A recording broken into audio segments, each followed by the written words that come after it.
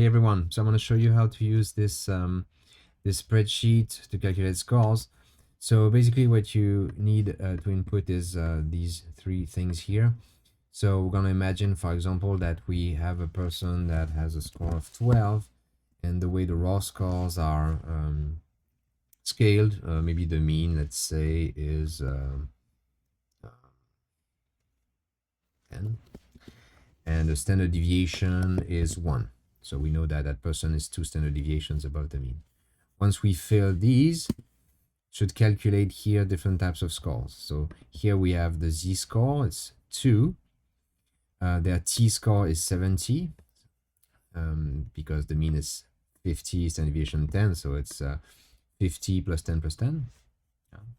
And for an IQ score, the mean is 100, standard deviation 15, so their score is 130.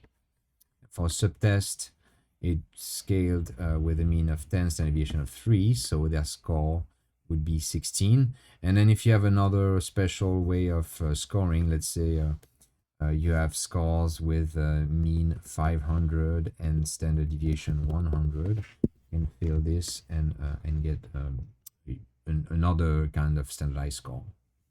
That's basically it. Thanks for watching.